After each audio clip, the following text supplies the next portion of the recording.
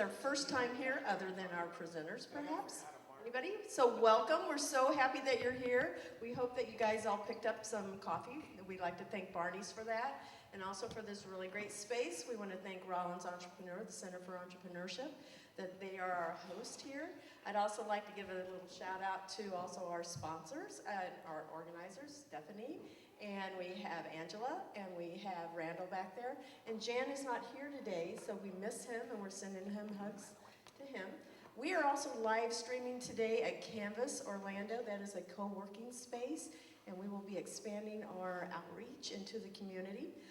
We also want to make sure that you tell people and bring them to our place so that they can see what it is that we're doing. This morning we're going to be having a video that is all about the competition that 1 Million Cups, the Kauffman Foundation, is putting on. And the deadline for that is August 5th, and we have one spot left open. So if you want to be able to pitch your company, and you're watching this even as a video, we really want to encourage you guys to get your application in, and be sure to get that last spot. And so I'm going to go ahead and let Stephanie start the video.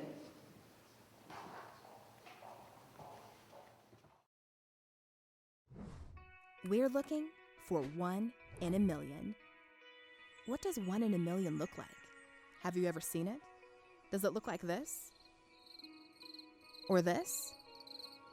If you've ever presented at a 1 Million Cups gathering held every week in more than 70 locations across the country, then maybe 1 in a million looks like you. This year, for the first time ever, open exclusively for 1 Million Cups entrepreneurs, the 1 in a Million Startup Showdown will be a featured event during Global Entrepreneurship Week. 1 in a Million was created to provide educational resources to entrepreneurs and showcase some of the stellar startups in the 1 Million Cups community. 15 finalists will be selected to come to the Ewing Marion Kauffman Foundation in Kansas City on November 17th and 18th, where they will receive coaching and gain valuable insights to sharpen their startups. The top 5 startups will be selected to take the stage for a first-of-its-kind Wednesday morning presentation that will be streamed live to all 1 Million Cup sites across the country. The winning startup takes home $10,000. Here's what you need to know. Your startup must have presented at a 1 Million Cups before August 2nd, 2015. Your startup must be younger than 5 years old and based in the United States. Your startup should have plans to grow with a scalable and disruptive business model. Don't wait to submit your company for this nationwide competition. 1 in a Million will accept applications through August 7th. That's it. Actually, there's more to it than that, so visit us on the web to learn more about how your startup can become 1 in a million.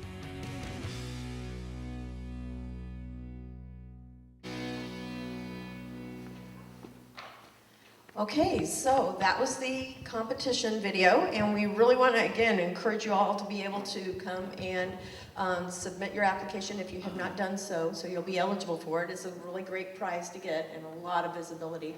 These are the Twitter handles of all of the supporters, sponsors, organizers, and the first company that's going to be coming up here to pitch is Hitch, and I'd like to, any other announcements? I'm good. Okay, so I'd like to welcome Eric and Chuck up to the stage so that they can go ahead and share Hitch with us. So give them a warm welcome, please.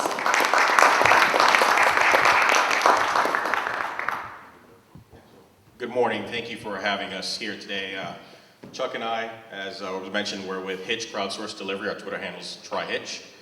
We wanted to have Hitch as our Twitter handle, but Will Smith won't let go of that Warner Brothers movie from 1995. So we're kind of stuck with what we have. But we're excited to be here. We've presented over at 1 Million Cups Tampa.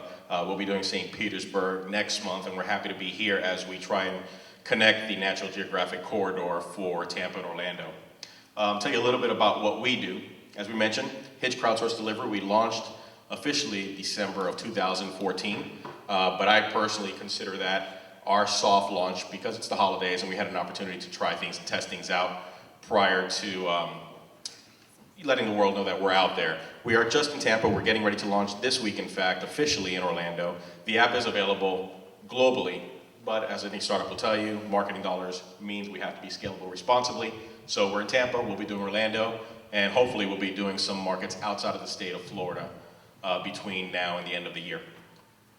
So one of the things that people ask us, what is Hitch? I'm going to ask very quickly. Does everybody know here what Uber is? Right? So we're Uber for deliveries. Easiest way to explain it, I can drop the mic now and we're done. Thank you. No, I'm just kidding. So one of the things that Chuck came to me about is, Chuck's in the delivery industry, and he said, hey, listen, everybody is going somewhere, and there's available cargo space in everybody's car. All of us came here from a location. All of us will be going back to some location. What if we can monetize that available cargo space in the car and make shipping more affordable, more convenient, and readily available on demand, which is a great keyword nowadays, and also allow for supplemental income opportunities for what we refer to as travelers. Any of you in this building, in this room today, can be travelers. Any of you can be shippers. So that essentially is the model by which Hitch operates. Go to the next one. So you guys know, the leadership team of Hitch is founded by leaders in transportation, in finance, in marketing, and in development. All of us combined probably look at 60 to 80 years of business in our respective markets. And that's one of the things, we're a little bit on the older side of the entrepreneur gap. What we lack in naivety, which is a great thing to have because you ask the questions you shouldn't be asking, you normally get results by asking it. We feel a little more comfortable that we've also been able to go through business and understand, we think, what the business community and what the consumer community is looking for. Next slide. So why ship when you can hitch? Next, Chuck. So let's say, for example, we have, keep on going, Chuck, are you good? Let's say we have Susie here who needs to get some headphones out that she sold on eBay. We have Ralph, and he's a different name every time I present, but this is Ralph today, who is traveling the way Susie needs those to go. Ralph can pick up the app through our phone. It's available on iOS and through Android. See what available shipment opportunities are available on his path. Pick up Susie's and deliver it same day, on demand, at a fraction of the cost that it would cost her to do it via UPS, USPS, FedEx, or a courier service. So we feel we're very competitive in that nature. Ralph gets to make supplemental income. Susie gets her package to her client much quicker at a fraction of the cost. Next slide. So we believe in a community, right? Delivery is kind of what the Hitch app does. We are not a delivery company. We're a software platform that puts travelers in touch with shippers, and what we're trying to do is create a community. We're involved in the people business, not a delivery business. That's what the app does, but it really is about putting travelers and shippers together and creating a community. Next slide. So we believe it really touches on these 3 points very quickly. Cash for commutes, very simple. You're going somewhere, why not make money? We had somebody going to Hollywood, Florida recently. She needed an item there that night. It's too late to get FedEx, USPS, UPS to do it. A courier was going to be roughly $260 to $300 to get it from Tampa to Hollywood, Florida. We were able to find somebody that was traveling to Boynton Beach, fairly close. We were able to do it for $78. The person who traveled made $80 on the way. They were going home anyway, and she got her package to where it needed to be at a fraction of the cost otherwise. As we mentioned, as a traveler, you get to earn what you want, when you want. So you're a college student, you're a retiree, you're a salesman on the road, whatever. You can go ahead and look at the app whenever it's convenient for you and pick the items that you want to deliver. And again, we talked about being socially connected. It's important for us to create that community because that creates trust amongst everybody. That's one of the biggest questions we get, is the trust factor. And just like eBay started and everybody else, it's about developing a community and making people feel more comfortable with being able to do this sort of transactions. Next slide. So, getting your packages from A to B. Next slide, Chuck. So, simple to use. We consider it environmentally friendly. We try to find what are the biggest challenges. In today's climate, people are looking for supplemental income opportunities. And obviously, green is a big action word for us. And what we mean by that is, by utilizing a resource that's already in motion, that's one less vehicle that needs to be on the road to make that delivery. Whether it's one less UPS truck, one less USPS truck, somebody's going to be commuting regardless, so we get to be environmentally friendly and helping the impact that way as well. We mentioned socially connected, and then we have suggested route guidance. You tell us how far you want to go. If you only want to go 5 miles out of your way to 15 miles out of your way, 1 mile out of your way, you tell us and we won't show you anything that you don't want to see. That way we don't make it a convoluted mess for you to get the items that you want delivered as a traveler. And also as a shipper, you get to know that we're very targeted and focused on making sure you get the right person to deliver your package for you. Next slide. And keep on going, Chuck, if you don't mind. So we pulled up this map from Forbes, and what I wanted to do is show the map here and show that these are what Forbes consider these hotspots of startup technology and startup-friendly cities. Go again, Chuck, if you don't mind. Then we looked at the Huffington Post. They listed Atlanta and Miami. And if you'll do one more, Chuck. This one was really Tampa specific, but it looked at the Tampa-Orlando corridor, and GeekWire listed us as an emerging market. And that's what we want to present with more than anything else at Million Cups, is let you know who we are. We don't want to be part of the emerging markets. We want to be one of the leaders out there. And the only way we can do that is by all of us coming together and really assisting each other, whether you're helping Hitch, whether you're helping TOS, I believe is the other company after us, or whether, just by sitting here and spreading the word. I think that really helps with the community. It helps put us on the map. We want to make things work here in Florida. We don't want to be one of those companies that goes to California to make it work. We'd rather make it work here. Next slide. So you get the app. It's available on the App Store. It's available at Google Play. You can also do a request for a shipment through the web. You obviously can't do a delivery that way, but you can certainly request to have something picked up for you or delivered for you via the web app in case you don't have access to a smartphone for whatever reason. Next slide. And so that's us. That's Hitch Crowdsourced Delivery. We know we have 6 minutes, so we talk fast, but we hope we're able to get our point across for you. And with that, we'll open the floor to questions. All right, who's got our first question? Okay, I do. Yes, ma'am. So, you're going to be kind of cannibalizing courier services potentially, but are you going to be licensing this to courier services? How do you plan to integrate within that established market or eat them alive?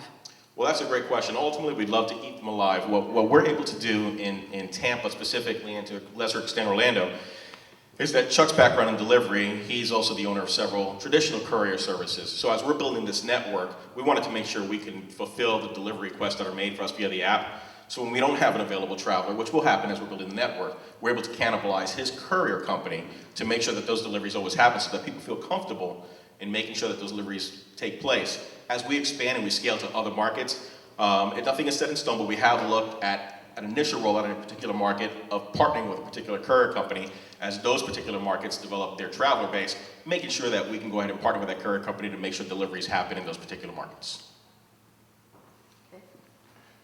So strategic partners, talk to us about the strategic partners you're developing. I have heard another app that partnered with Waffle House as an example. Roadie. So give us an example of that. So, right, so that's a wonderful thing, because Chuck and I just talked about partnerships in our meeting last week. So Roadie had the wonderful distinction of their CEOs playing at a golf tournament together in Georgia, and they hit it off, and they figured, we'll use Waffle House, right? It was a great idea. It got them a ton of press, and I'm not sure that in practice it will work as part of the convenience of having an app like this, is the fact that you don't need to leave your house. If I'm going to leave my house, I'll go to the post office. I'll drive by Waffle House, but I haven't stopped by one in years. Not until my dad forced me to when I was younger.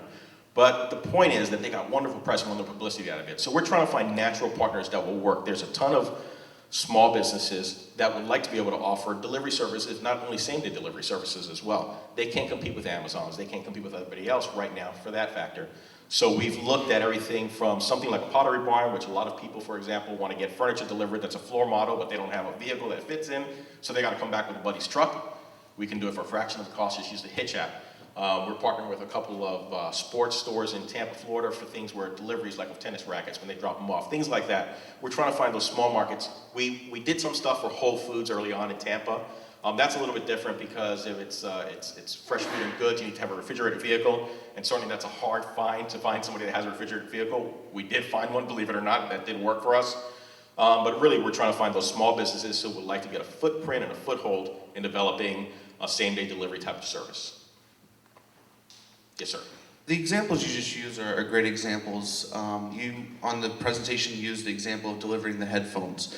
I do see the need for that, and I love the idea, but logistically it could be a nightmare, point intended, right? But what about getting into the larger deliveries? People delivering animals across the state, or delivering, freight.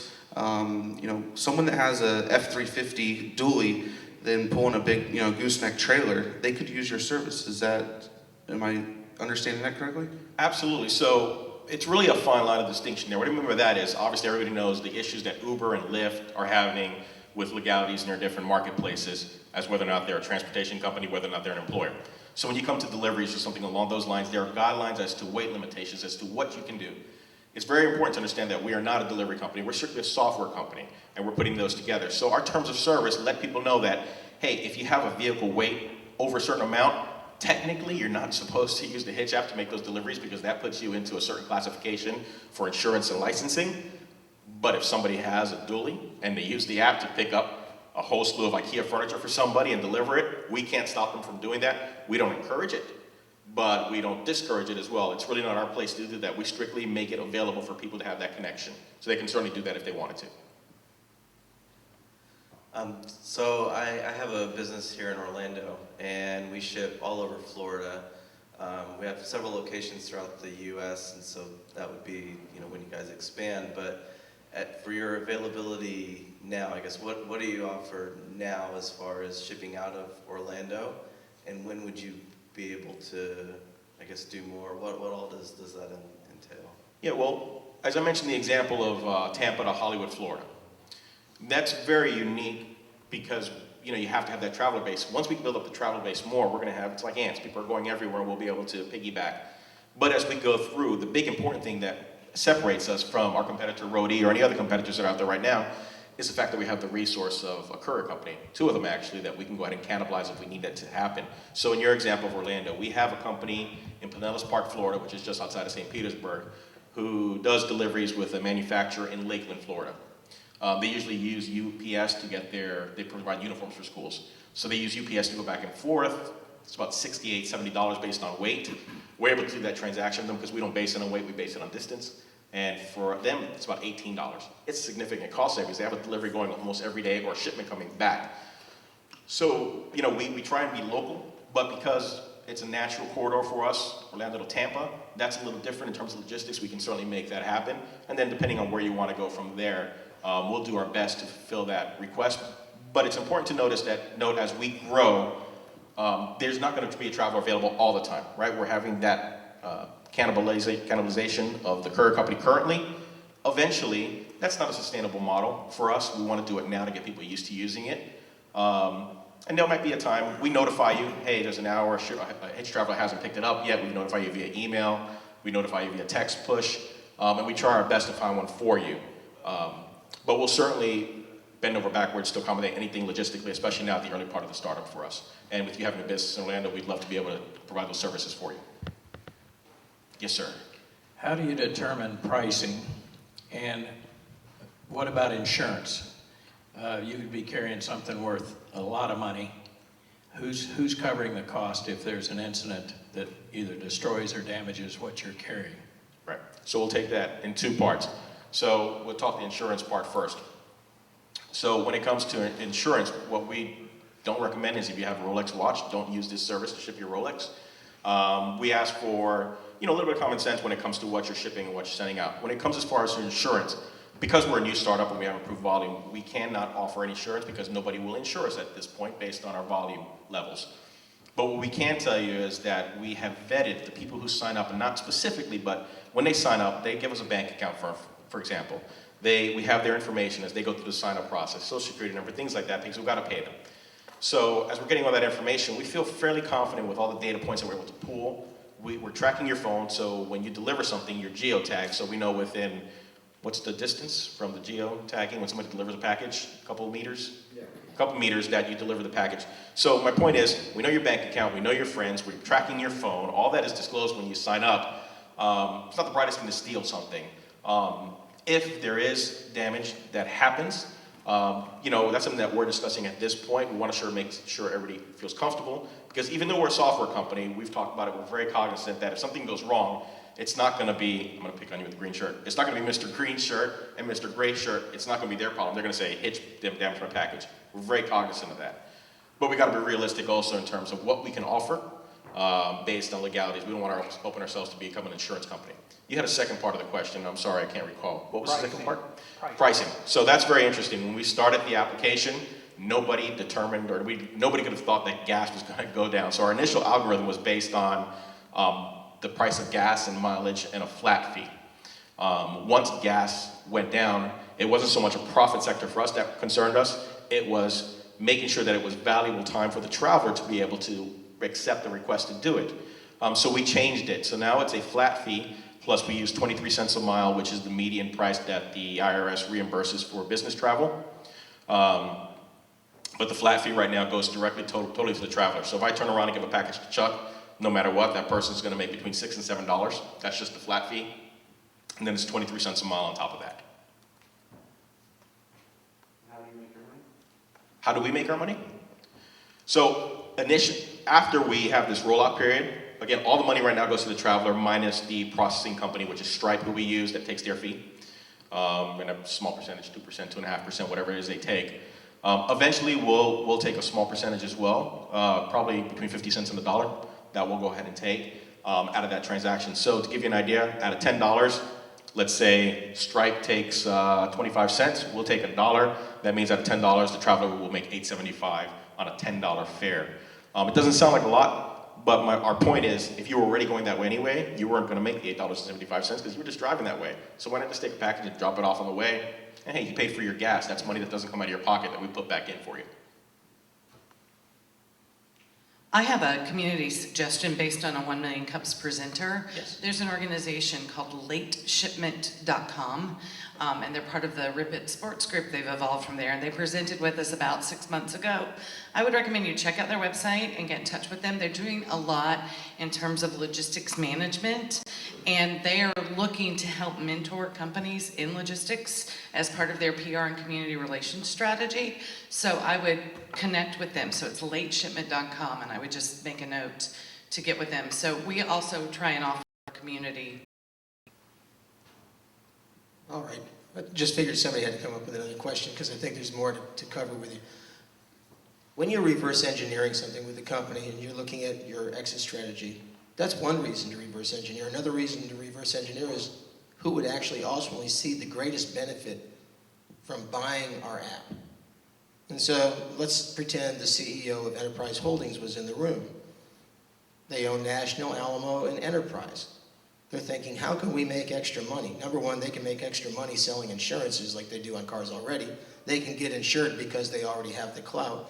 But then, what if they were able to actually offer an income stream to those that rented their cars? It's a wonderful idea. That's what we present so that people can give us those wonderful ideas like that. You know, I'll be honest with you, that's something that we had looked at the exit strategy of acquisition down the road once it becomes as valuable as we hope it will be. But that's a wonderful point, and actually that brings it to the point that we want to talk about is being able to monetize anybody in this room. So absolutely, somebody who, they can technically pay for their rental by just doing a couple deliveries, going to their hotel from wherever they're going, and that's a wonderful idea. And as you mentioned, because it's a company like an Enterprise or anything like that, they can get the insurance. So that's something for us to really investigate as we go further. What was that? That's wonderful. That's I need to speak with you. I'm going to remember this guy over here. What's your name? That's okay. Donald with the wave. I'm going to come see you after this. Any other questions? We like to answer questions. We like talking about what we're doing, so we want to encourage. Okay, so it doesn't look like we have any other questions, but in the spirit of 1 Million Cups, this is always the closed question, is what can we do for you today, right now? What would your request be? Our request would be to use the app. When I say use the app, use it as a shipper. We have the resources to help with the traveling. Again, we want to build that out organically as we go through, but we have the resources today to make sure all those are completed. What we need is volume coming through so that people can utilize the app and realize what a cost savings it is and how functional it is and how easy it is to use. So if you can use it, if you know anybody who can utilize it for whatever reason, I'll give you one last example. I'll leave you with this. My own wife, God bless her, she's an attorney and she had a client who she wanted to get some cupcakes to. So she called me and said, hey, I just put the cupcake order in, but they charged me 20 bucks to deliver it. It's really upset. And I was like, hello, your husband, why haven't you used Hitch? So she was able to cancel that delivery. She didn't cancel the cupcakes, and we were able to do it for her for $8.75. So when you have a small business, I mean, it doesn't sound like much savings, but you compound $12 over however many deliveries happen every day, and it's significant cost savings. She was happy, her client was happy, and we were happy that she utilized us and remembered to do it. Okay, well that's a really good suggestion. So you guys, we all need you to tweet everything out and share it with your friends on Facebook, connect with them, and give them the support that they need. We're going to go ahead and just transition so that we have our next presenter. They're going to be coming up. And please, we invite you to go get a quick refill on your coffee and then scoot right back in here. Thank you. Great, thank you very much.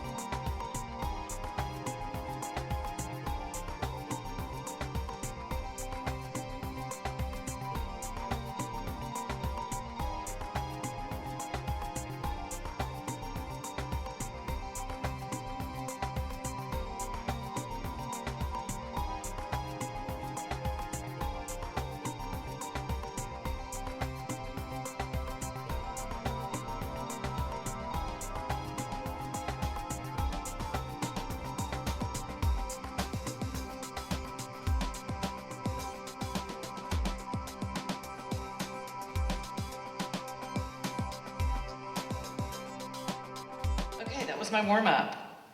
You're on. All right, so we just want to make one announcement. Thanks to Ron Benziv, who was one of our former organizers and is still a big participant and proponent of 1 Million Cups. Anyway, Ron is going to be driving and hosting Startup Weekend Orlando, and it is July 31st through August 2nd, and it's going to be here at Rollins in the Bush Auditorium and the Bush Atrium. And if you Google Startup Orlando 2015, you will find the Facebook page with the event, and you can sign up. So if you are looking to learn the lean startup methodology for your startup organization, you kind of go from idea to presentation, and there's a chance to win a prize and lots of good swag, and they feed you, and it's a fun weekend. So please join and please support Ron and Rollins in doing that. And again, we thank all of our sponsors, Rollins, our caffeinators, Barney's Coffee, and lovely Randall at Torch Studios, who is live streaming today. Everyone wave at Canvas. Good to see you all. And let's welcome our next presenters, TSOLife, to the stage.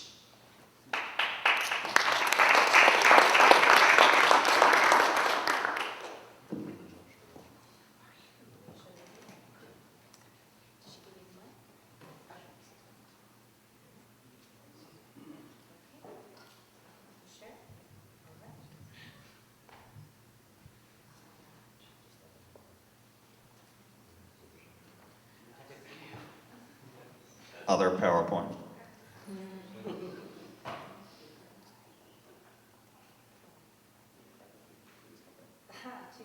Yep. All right. That's our, sorry about this. I'm pulling everything. We're rolling. Hey, sorry about being late real quick. Traffic, first time driving down here to Orlando. That was an absolute nightmare. But my name is David Sawyer. I'm the CEO and founder of TSOLife. Do a little naughty thing. Oh, there we go. There I am. Yep, naughty thing again. I'm so used to having a clicker here. Anyone else? Clicker would be really, really nice. So what is TSOLife? TSOLife is an online platform for storing your life history. It's about preserving memories and leaving a true legacy behind. The idea for this company came with the passing of my grandmother. While I was at her funeral listening to many stories of her life, I realized that my grandkids wouldn't get to hear these same stories. Verbal history dies after only 2 generations. The only lasting legacy that we're leaving behind currently is this, a funeral service page. All that loved ones will be able to go look up about you currently is your name, date of birth, occupation, and the names of the loved ones you left behind. And you might get a small little tidbit of a story, like my grandmother used to tell us all to behave a lot. But we would never know that she told us to behave as a means of telling us that she loved us. So the need to fill this legacy gap, and not only the lives of the elderly, but also the generations yet to come, was the primary motivation behind founding this company. So this is the basic blueprint of the website. We are completely functional. We're in beta testing right this second. This will be the homepage when you sign into the first time. Here is your profile. The profile is unique in that it's sorted not only by a horizontal timeline, allowing you to find things from a specific year very easily, but also by different categories, allowing you to really, say you only want to focus on travel. Click on the category of travel, and it's only going to show you things that you've went on vacation. Next. So this is what an actual event will look like. There is no character limit to a story. This isn't Twitter. You can write a Harry Potter novel if you wanted to on these. You have all of the photos, videos, and audio files below. So a really unique thing that we have is that imagine being able to hear the story of your grandmother's birth told by your great-grandmother in not only her own words, but also her own voice. We have it so that you can talk and narrate, and it's going to transcribe what you're saying for you and take it all down. It's also integrated with Google Maps, so you can see on a global scale everywhere you've been. And we also have it with Street View, so you can actually zoom all the way in and see the exact street that we are talking about. So I recently went over to Rome, and being able to write the stories of all my different travels, here we stayed in this hotel, and zooming in and seeing that actual hotel, it just brings a sense of realism that we've yet to really have on most social medias. We also have it integrated with a family tree. You can build your own family tree. Mine personally goes back 5 generations currently, and has over 50 members on it. There is no limit whatsoever. Yep. So this is the overall vision of the company. History isn't just for the famous or infamous, but for all of us to leave something behind. With that vision, we've developed it into our platform, and not only that, but our social good that I'm going to talk to you in a second about. So we originally made a massive mistake. We outsourced the primary development of the site to a company over in Russia. Biggest mistake of my life, aside from a few ex-girlfriends, but this was just the biggest mistake ever. We are currently in a lawsuit with them over in Texas about how bad of a job they did, and So, FYI, never outsource your core functionality to anyone. So this is the industry that we're primary in, the genealogy industry. It is a $4 billion industry dominated by Ancestry.com. Ancestry.com has 34% of the market share in this space. They buy up startup companies very, very quickly and do not let many enter. One thing that they're specifically focused on, and everyone else in this industry, is going back and finding your ancestors. No one is focusing on what is to come. How are we looking at history moving forward? How can we better that environment for our grandchildren? How can they find out more about us than what we currently can find out about our ancestors? So that's the vision and that's the space we're trying to play into. We recently took part in the Cairns Foundation Innovation Challenge for a collegiate competition. We won it, took home $10,000 in a year in the UCF incubator over in Daytona Beach. So that's where our main office is and that's where we're working out of.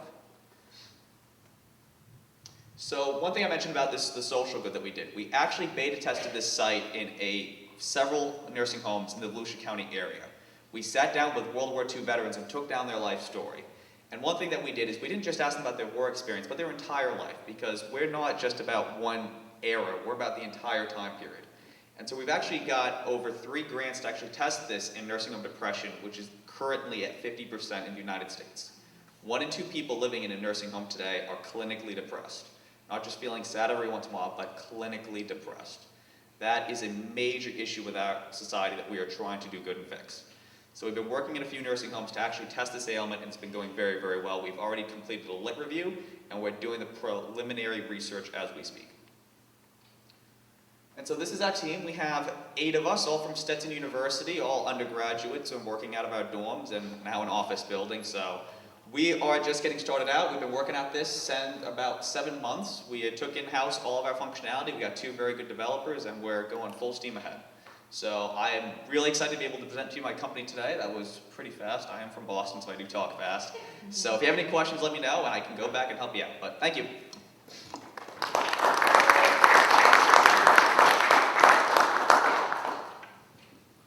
Okay, so do we have any questions? Who's our first question? I have one. So how does this, how are you going to separate yourself? There are a lot of like funeral pages and funeral apps where you leave your legacy. How do you explain to people your unique proposition? Yeah, so all of these things you currently see in funeral homes are simply just one page. If you're going on there, I can almost run you through a demo right this second. It's an entire, imagine a Wikipedia about every entry point in your life. So imagine having a Wikipedia dedicated to only you, but much, much more expandable. We have it so that you can store videos, photos, audio files. We also have really unique features that differentiate us. One of us is Wish I Was There, which essentially the feature is, imagine being able to have your grandmother, who recently passed, tell your child a message on their wedding day. My grandmother I'm the only grandchild that my grandmother didn't make it to their wedding. Every other cousin had her there, talked to her, had that rewarding experience. So imagine if she were able to leave me a personalized message that would be played on my wedding day. And so we actually have that feature built in there. And we have it so that it can be triggered on a specific event or a specific time and date.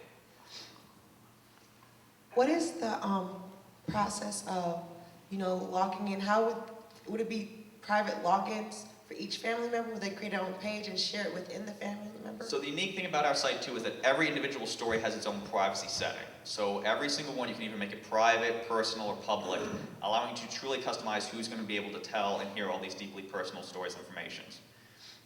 So it's a login for so like let's say my grandchildren wanted to log in. They can connect you, yeah. You can connect with your ancestors, and that's one thing is when you build your own family tree, you can link it to someone else's or invite them via email, and you'll be able to link accounts that way as well. So social media, Facebook, plus drop-in storage and Ancestry.com, a whole bunch of mixes got going on here. I love the idea of being able to go into a nursing home and really capturing someone's life. So I think that's fantastic, and I spend a lot of time in that senior market where your point about socialization and depression is a huge problem in America. How are you going to deal with the technology gap of that senior person? Yeah, so we've actually done a lot of research. The elders who are, passing right now, it's true that there is a big technological gap. Specifically though, with the baby boomers, they are much more accustomed to technology and they're going to be entering these nursing homes soon. And there's actually going to be a big issue with nursing homes in that they don't have the technology to meet the demands of their soon-to-be residents. So this is going to be a program that can be offered that's going to bridge that gap and give them something to do and be feeling more rewarded. Question here?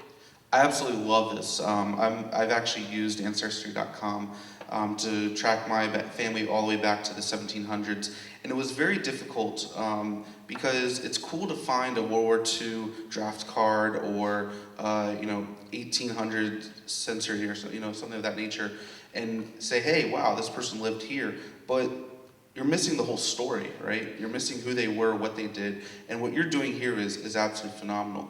But to this gentleman's point over here, what about partnering with assisted living or assisted healthcare people to become ambassadors for yourself? A lot of these times, these people are going into these homes and taking care of these elderly people, and they're doing nothing more than sitting there and talking to them in a lot of the cases. Partner with them and have them record their stories. And immediately, I promise you, those families will go on there and sign up and start using your services. Yeah, it's actually what we're looking at right this second. We're actually rented a sponsorship booth over at the Florida Healthcare Conference in Orlando, August 3rd to the 5th. So we'll hopefully be able to make many of those contacts there. But from the first conversation we've had with nursing homes, they're very, very excited. A lot of this too is they want to create an account at the intake process. They'll be able to share it with the other nurses so that they can really feel welcome the moment they step into these homes. That's going to be a major differentiating factor for these homes that we're partnering with.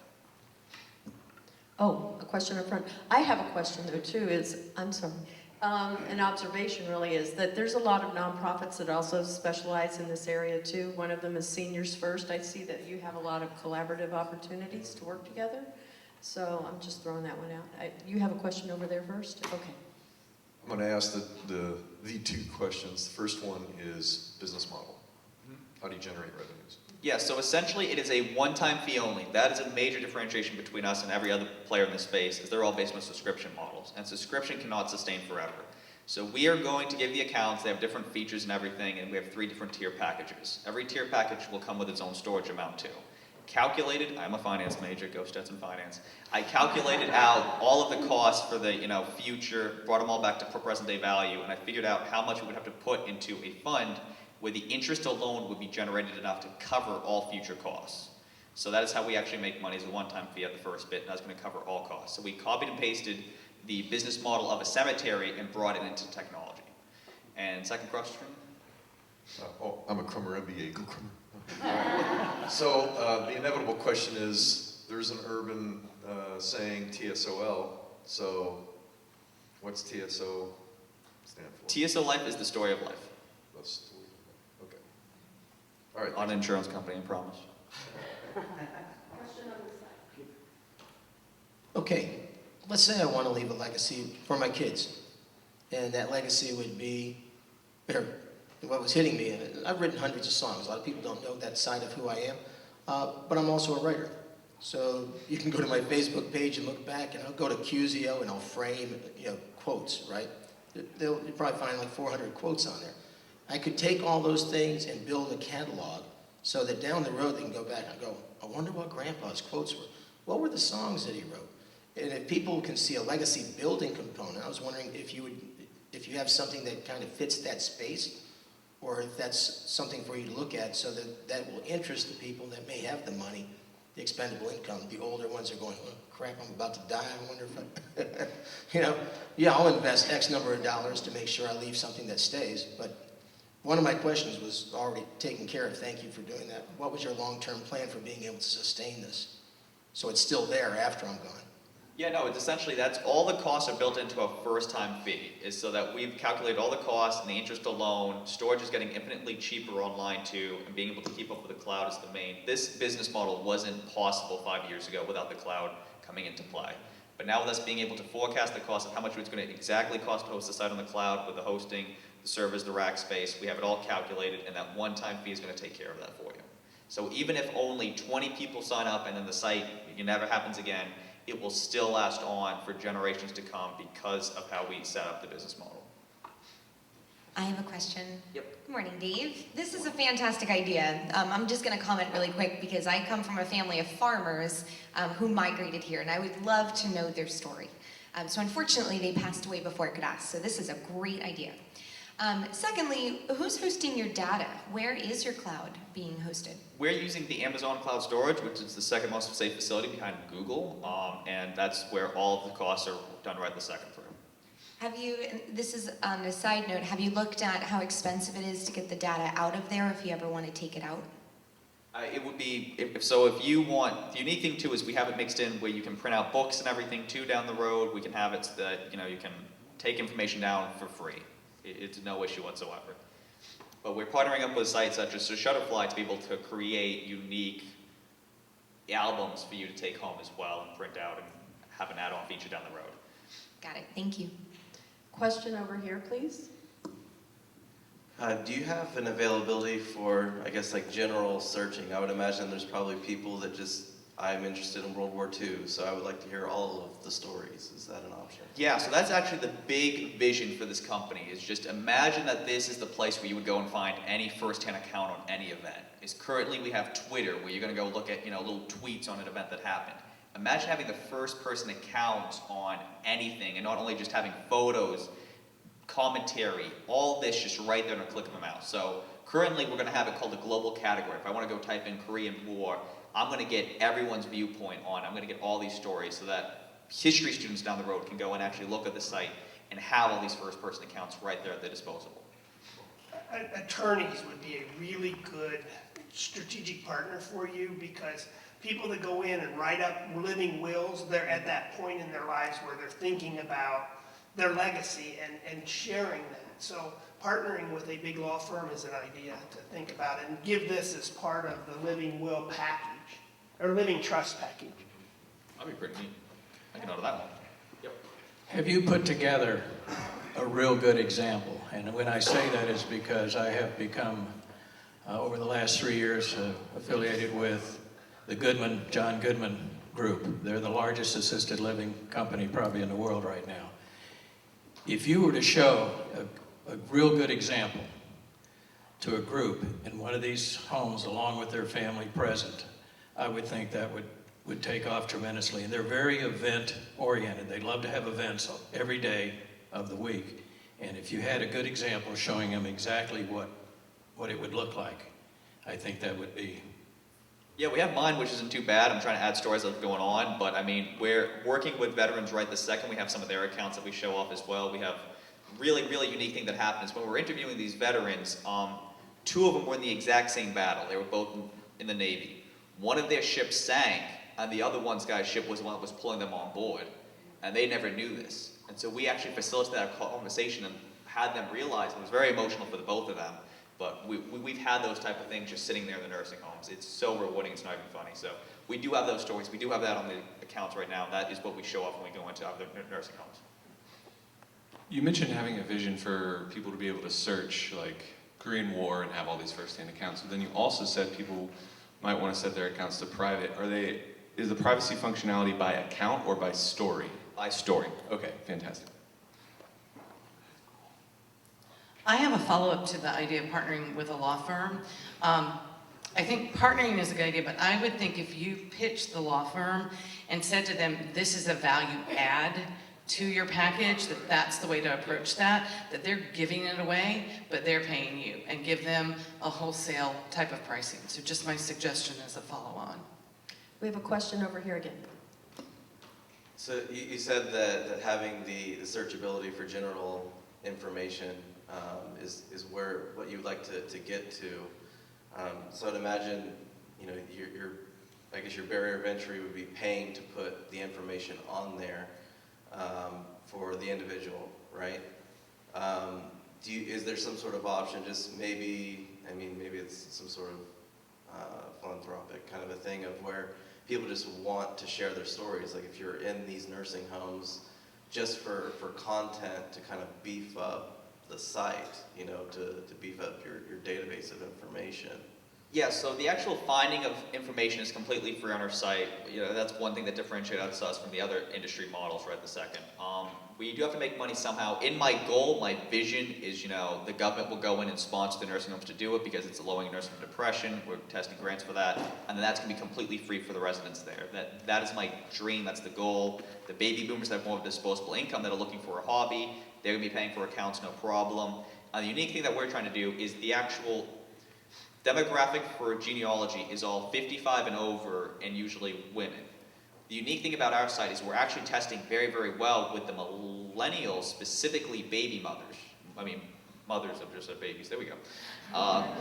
And they are loving this in that we actually have it so it's customizable baby books in there as well that we're developing, allowing you to, I mean, whatever happened to my baby book? I have no idea. My mother lost it moving houses, so having that online, having them actually enter it on a platform they're more familiar with instead of scrapbooking, they are testing very, very well and they're really loving it. So that's one unique thing about us as well going forward. Any other questions? Let me get over there just a second. So I know 1 Million Cups doesn't like us getting into financials and stuff like that. So can you give us a 30,000-foot view? Have you received funding? Are you looking for funding? What are the steps in the near future for your company? We received $80,000 in seed funding. Of that, we managed to blow through most of it already. We do have 8 employees. We are currently looking for funding moving forward. We are looking for Series A funding. We're going down to the Tamiami Fund in October, and we're looking for other conversations to have as well. Looking for about $350,000 of Series A funding is what we'll be looking for in the near future. I mean, ideally, though, we'll be revenue positive and be able to sustain ourselves organically, in which case I'd be much more happy to grow organically. All right, I think that wraps up our questions. I think you gave people a lot of information, but we have our one last, in the spirit of 1 million cups, what can we as a community best do for you today? Yeah, so we're actually just doing a Kickstarter campaign as well, speaking of funding there. We are doing one launch right the second to see where we're going, and then we're going to cancel that one and restart later on this week, trying to get all the people to donate within the first 24 hours to really hit that sweet spot at Kickstarter. If you go to kickstarter.tsolife.com, you'll be able to find our page. What's really valuable right this second is any feedback on it. If I sold you on this idea, if you absolutely love it, look at the Kickstarter and tell me if you're not having that same feeling, because we want a random person to just be able to see that page and want to buy it. And all that type of feedback is really going to be really helpful for us to have moving forward. Wonderful. David, thank you so much. Let's give him a round of applause. Thank you. We just want to thank both of our entrepreneurs who came in and made the trip, even through traffic, and was a little late, but we worked on it. We have a couple of announcements for you. The first one we announced before is Starter Studio. It's happening next weekend. It is entrepreneurs on fire in the Orlando community. So if you guys are able to attend, if you want to come check it out, we encourage you to. You can look it up online. We, as 1 Million Cups, will be pushing it via social media in the next week and a half as well. That's announcement number 1. Number 2 is we are going to have an after hours for the first time ever with 1 Million Cups to celebrate all of the applicants for our nationwide competition. We literally have 3 Wednesdays left, including today. So now we have 2. We're going to do it August 10th from 5 o'clock to 8 o'clock, first time ever, and it's going to be at Carmel.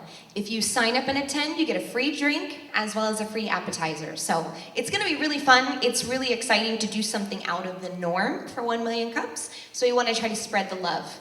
If you know of any other entrepreneurs in the area who really want to present, and out to our sponsors who are not up there. I'll put it up there in just a minute. Rollins, who is our sponsor for our venue. Shout out to Barney's, so they can give us free coffee every morning. We always appreciate the cups of coffee for 1 Million Cups. And then also Torch Studios, who live streams us. We stream across the nation, and if you're not familiar, 1 Million Cups is in 90 cities. We just host the Orlando one. So we're big, and it's exciting. It's a lot of big things coming. If you are okay with hugs, I'm okay with hugs. Angela loves hugs. Isabella loves hugs. And Randall's a little weird about it, so please hug him. Please. But we just want to say thank you guys for coming. We're really excited. This is an exciting time for 1 Million Cups. Please stay and chat with the entrepreneurs. We'll be here about 30, 45 minutes past the hour. Give them your cards. Let them know who you are so we can help. Have a good Wednesday, guys. Nice job. Thank you. Yeah.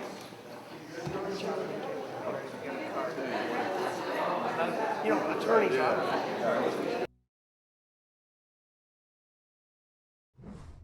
We're looking for 1 in a million. What does 1 in a million look like?